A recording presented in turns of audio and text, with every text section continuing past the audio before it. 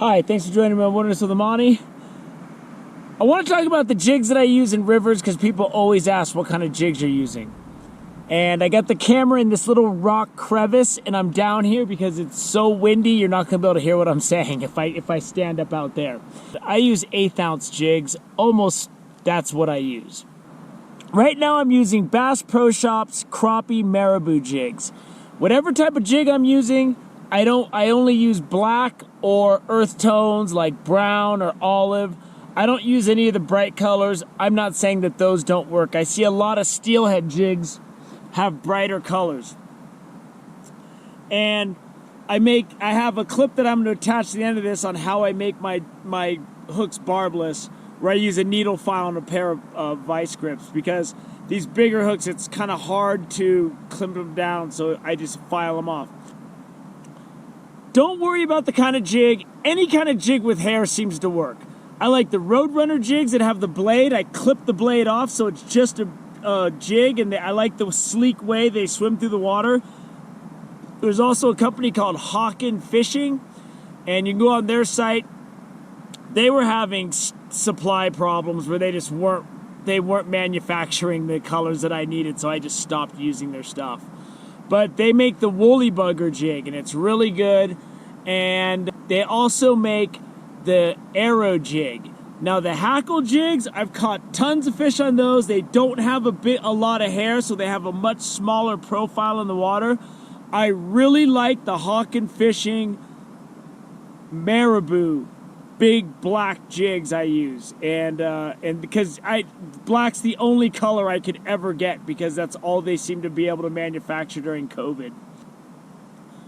Hackle jigs, bucktail jigs, marabou jigs, don't worry, it's not like one kind of jig is going to be the thing you have to go and find. And I'm not going to do a clip on how I fish jigs, because there's a dozen different ways on how you can fish a jig. The good thing about jigs are you can do a lot of different things. My favorite way to fish jigs is to cast upstream and reel them down through the deep water, along the bank or along the middle, just anywhere I could cast up and get the thing deep. But you can't always do that, so sometimes you got to cast in other directions.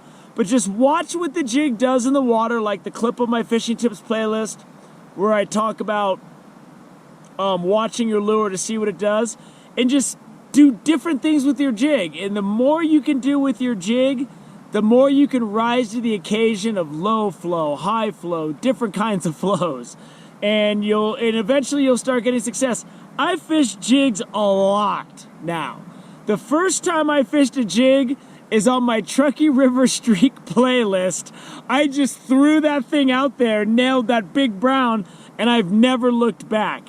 And that's the first clip on my Truckee River Streak playlist, which has like 21 clips. The first 19 days I fished the Truckee, I caught a fish. And then I got shut out in downtown Reno. And that ended the streak, and then I just put everything on my Rivers playlist. And there's a guy on a bike. That guy scared me.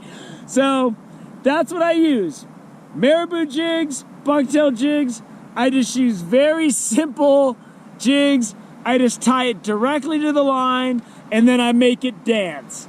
I hope that helps you. I gave you some ideas of places you can look, but don't worry about what the jig is. Just find yourself a jig and get out there. Some kind of hair on it. These are hand-tied. These are cheap ones. They tend to fall apart. Once you get good at it, you won't lose a lot of jigs.